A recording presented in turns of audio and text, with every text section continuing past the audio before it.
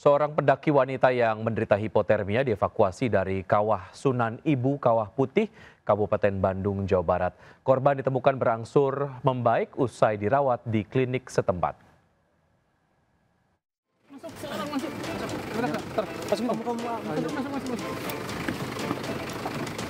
Aparat Polsek Ciwidey mengevakuasi remaja putri RM 16 tahun asal Subang yang mengalami hipotermia di Sunan Ibu Kawah Putih, Kabupaten Bandung, Jawa Barat. Proses evakuasi diselimuti kabut tebal dan hujan. Personil polisi dibantu mobil Ranger berhasil mengevakuasi dan membawanya ke klinik terdekat guna penanganan medis. Sebelumnya, kepolisian dari sektor Ciwidey mendapati laporan dari pengelola objek wisata yang mendapati remaja putri yang tengah hiking atau pendakian di puncak Sunan Ibu Kawah Putih, Rancabali, Kabupaten Bandung. Usai dirawat, RM dijemput pihak keluarga. Petugas mengimbau kepada pengunjung atau wisatawan yang akan melakukan hiking di wilayah Bandung Selatan agar melihat cuaca dan perbekalan serta kondisi fisik yang sehat. Dari Kabupaten Bandung, Jawa Barat, Yuan Pangestu Anyus melaporkan. Seorang bocah laki-laki yang menderita kejang-kejang terjebak kemacetan di ruas tol Ancol saat dilarikan ke rumah sakit. Panik, sang ibu keluar dari mobil meminta dua petugas PJR membelah kemacetan dan membawa korban ke rumah sakit. Selama pagi melaporkan jam 9.03 membantu pengguna jalan yang sedang kejang. Aksi heroik dengan membawa seorang bocah yang mengalami kejang-kejang hebat dilakukan oleh dua petugas PJR di Lantas Polda Metro Jaya, yakni Aibtu Bagdo Purwanto dan Brigadir Nukit Pramudo. Keduanya langsung bergerak cepat menembus kemacetan di ruas tol Ancol Timur, Jakarta Utara demi membawa bocah malang tersebut ke rumah sakit. Pemberian pertolongan ini bermula saat petugas yang sedang menjalankan giat off-ramp di ruas tol Ancol Timur didatangi sebuah kendaraan yang meminta pertolongan menuju rumah sakit untuk membawa putranya yang tengah mengalami kejang-kejang. Tanpa pikir panjang, petugas langsung membawa bocah laki-laki beserta orang tuanya ke Rumah Sakit Atma Jaya Pluit, Jakarta Utara. Bocah malang ini telah ditangani tim medis rumah sakit dan kondisinya sudah semakin membaik.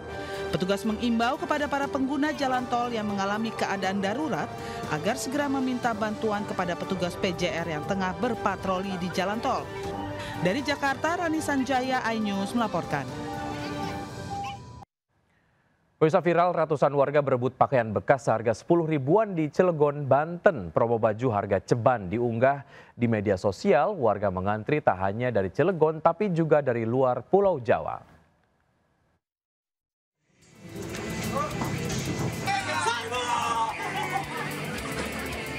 Warga menyerbu dan saling berebut untuk mendapatkan barang seperti topi, celana, kaos, hingga kemeja sesukanya di Cilegon, Banten hingga viral.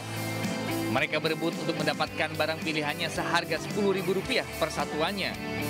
Sebelumnya pemilik toko sudah mengumumkan melalui media sosial sebagai promosi.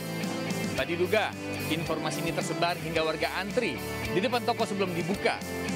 Warga mengaku sengaja datang ke toko untuk mendapatkan pakaian bekas berkualitas.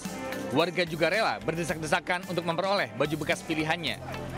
Pemilik toko mengaku sengaja memanfaatkan media sosial dalam penjualan barang impor miliknya. Bahkan banyak warga dari luar Pulau Jawa yang sengaja datang untuk membeli baju bekas. Sementara itu, penjualan baju bekas hingga kini masih ramai dibahas berkaitan larangan impor pakaian bekas di Indonesia.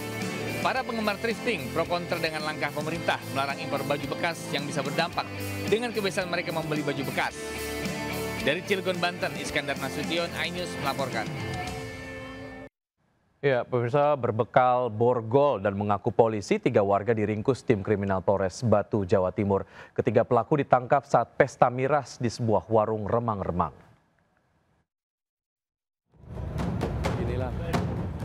Tiga orang yang menjadi polisi gadungan ditangkap di salah satu warung remang-remang di Kota Batu. Saat ditangkap, ketiga pelaku, Saifur Rahman, Yoyon, serta Fauzan Anwari, hanya pasrah saat pesta miras.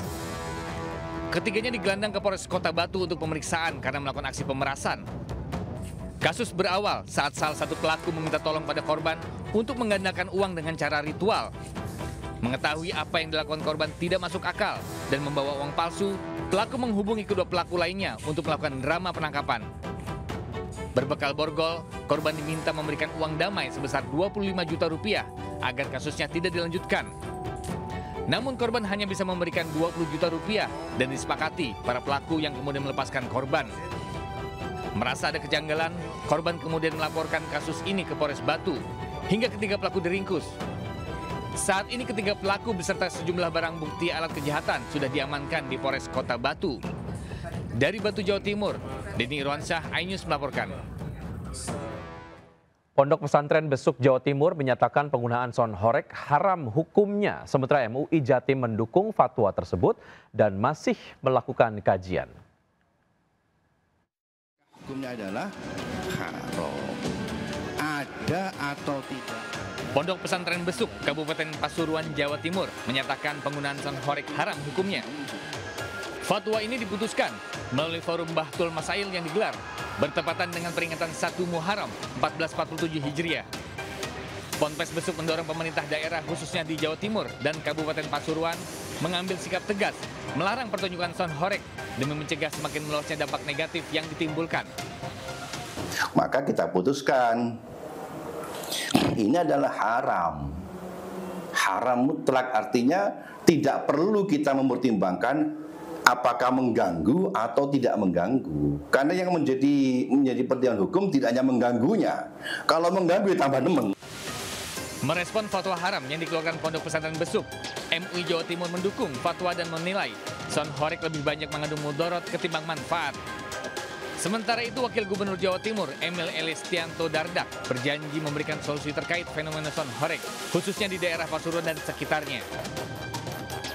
Dari Pasuruan, Jawa Timur, tim liputan iNews melaporkan. Api melalap ruko lantai 3 yang merupakan gudang suku cadang kendaraan dan oli di Cengkareng, Jakarta Barat. Diduga asal api akibat korsleting listrik. Ruko 3 lantai yang menjadi gudang suku cadang, kendaraan dan oli ini hangus dilalap api di Jalan Cemara Raya, Cengkareng, Jakarta Barat.